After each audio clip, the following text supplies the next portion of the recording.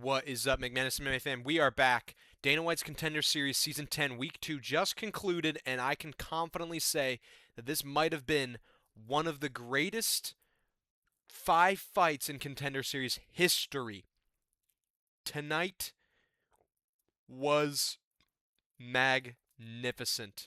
I can't even begin to explain how magnificent a lot of these fights were. So we're going to talk about them starting from the main event all the way to the very bottom. So if you care for only one of these fights, skip to it. I don't care.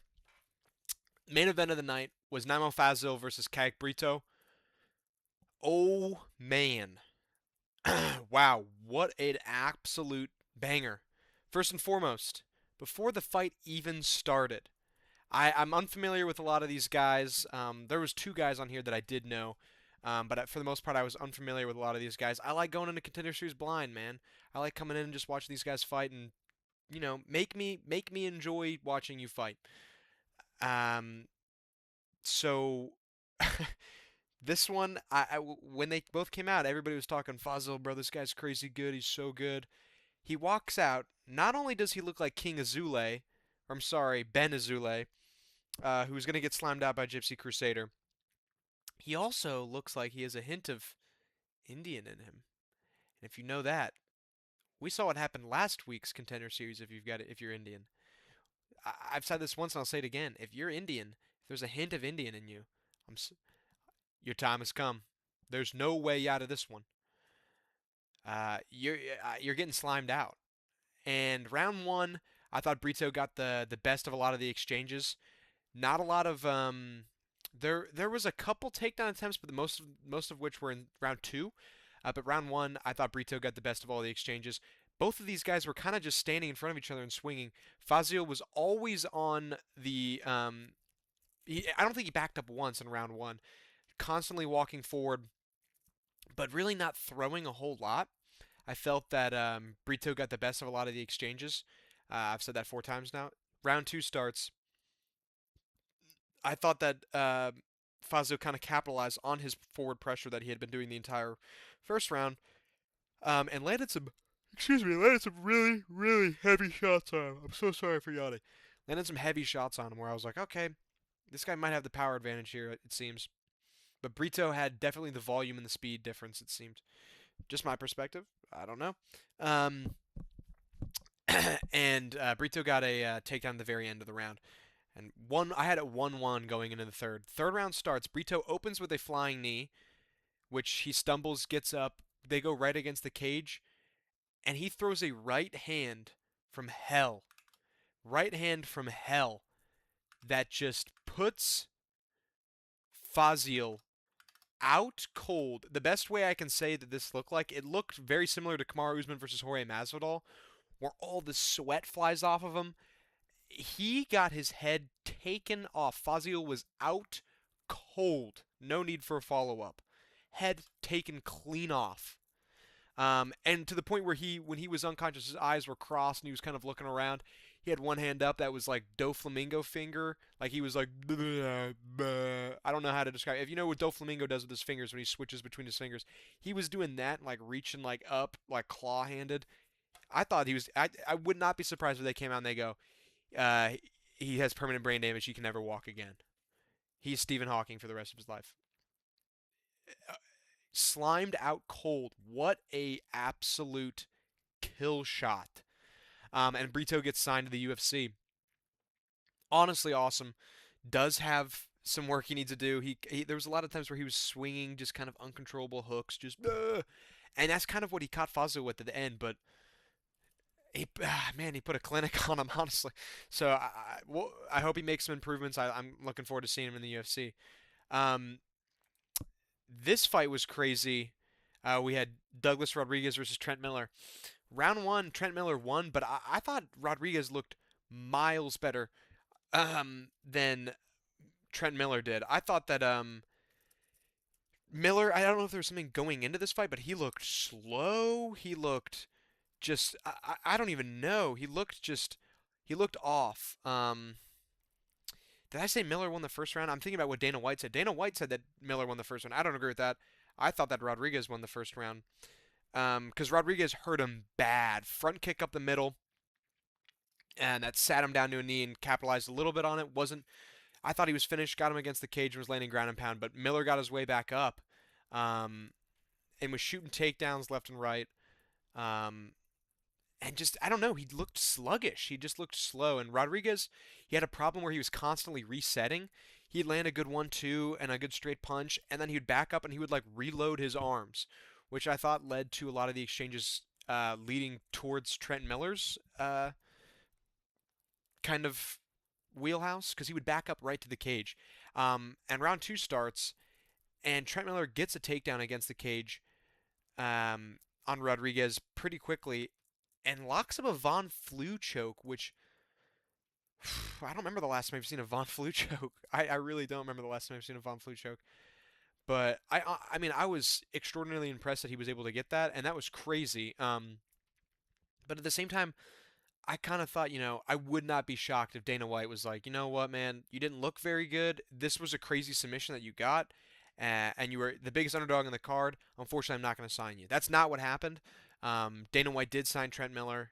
He had me worried at the beginning. He said, "I'm going to be brutally honest with you, man. Rodriguez was the better fighter out there tonight. He looked way better than you." But you beat him in round one and you subbed him in the second, man. Wow, come on, welcome to the UFC, buddy. I do think there had to have been something wrong with his legs. I hope they come out and say like, you know, he was doing scooter tricks and he hit both of his shins before the fight, or just he owed some money to the wrong Italians and they hit him with a stick or something. I don't know. But Trent Miller wins by Von Flue choke and gets a contract signing. Another fight, another banger. Logan Paxton versus Christian Perez. Banger. Logan Paxton, yo, big ups to him. I'm going to take a swig of water really quick. Big ups to him. I thought he won round one.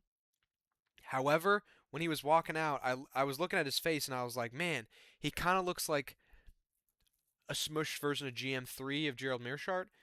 He also kind of looks like he has little person face. He has dwarfism. He is kind of has dwarfism face.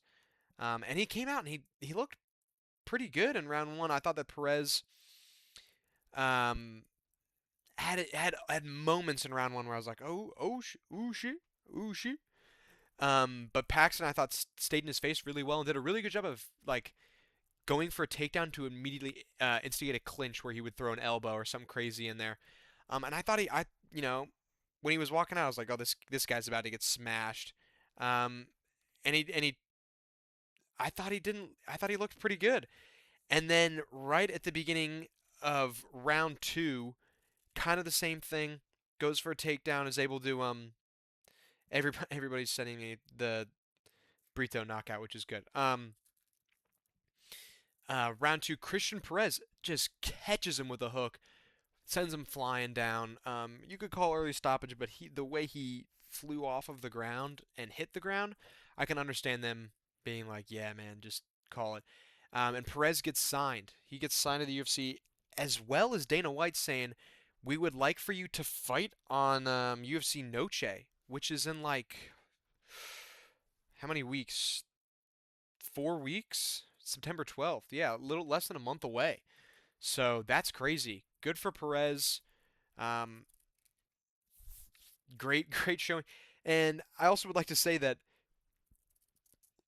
Perez said that this was his second time in Contender Series, and he fought Manuel Souza, in his fight on the Contender Series the first time, and it's like, oh man, like you got sent a killer, bro. And we'll talk about that in just 1 second. Let's talk about it right now, actually.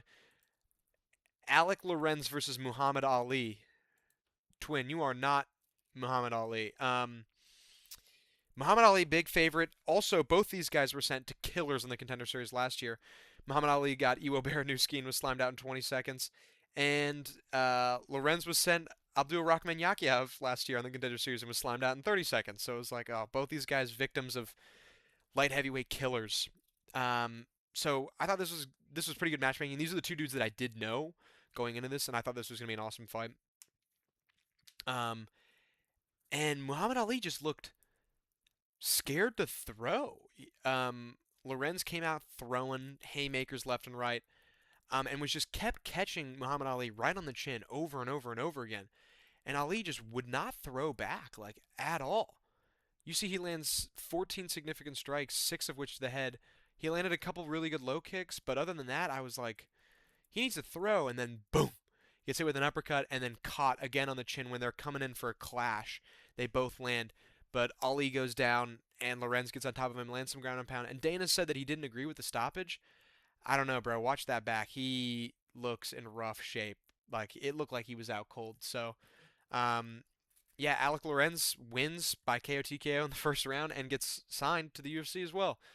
Um, so good stuff by him. Muhammad Ali, I don't know, bro. You gotta rethink some things. But I want to talk about this fight: Roman Puga versus Tanner Tremblay. Tremblay. This fight was awesome. This was like the average featherweights or featherweights flyweights on the prelims fighting for their life. Like this fight was so sick, man. This fight was awesome. Um, Absolute war. And going into this, I really was like, all right, somebody's gonna get finished. Both these guys, I think, had a 100% finish rate going into this.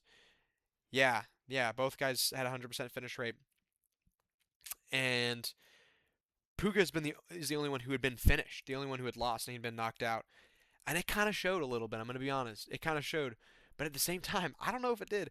Round one, I had Puga winning that round very, very clearly. He hurt Tremblay a lot, and was getting the best of a lot. I would say every single altercation. I would say Tremblay did land really, really good low kicks in the first round that kind of looked like they were bothering him a little bit. Puga, that is. Um, and then at the end of round one, Tremblay found his footing a little bit, and it looked like He hurt Puga pretty bad. Round two, more of the same. Puga just kind of putting a beating on him. But Tremblay, every single time you're like, oh man, this guy's done. He'd kind of back up and he looked defeated. He would swing back and he would catch Puga with something crazy that would hurt him. And you're like, oh shit, here we go.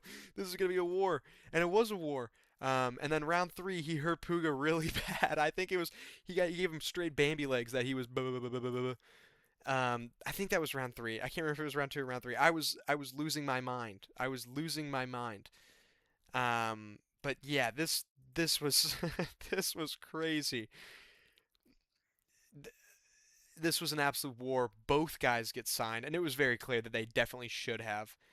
Um, this was an awesome, awesome fight. Both guys fought tremendously, tremendous heart for both these guys. Looking forward to see what they give him next. There's a lot of really good matchups you could do in the featherweight division.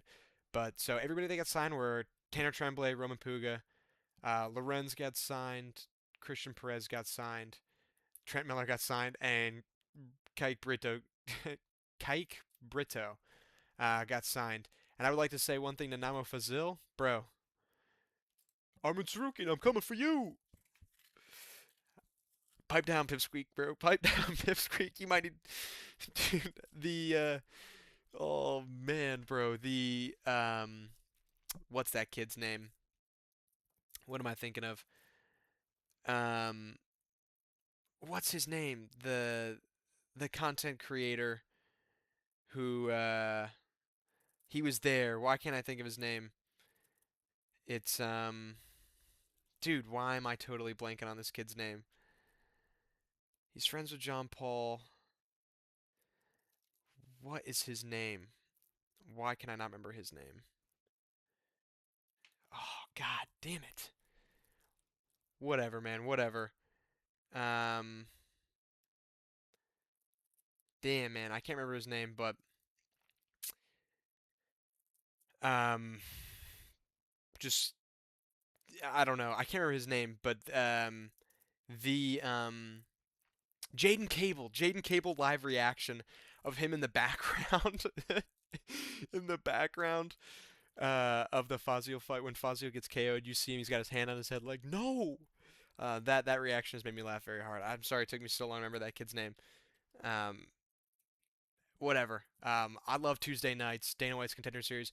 Stop funding the Ultimate Fighter and put all your money into this. I don't want to see the Ultimate Fighter ever again until we get like how it used to be, where the coaches fight each other at the end of the season and they're actual fighters instead of DC and Bisbing, who they're like these are.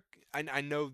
Listen, before you comment, bro, DC was a double champion. Bro, Michael Bisbing was a champion. I know they were fighters. They're not fighters anymore. They're commentators. So um, until they run that where they have actual fighters and the coaches fight each other, we need Contender Series like year long. Like Contender Series is so good. It's so good.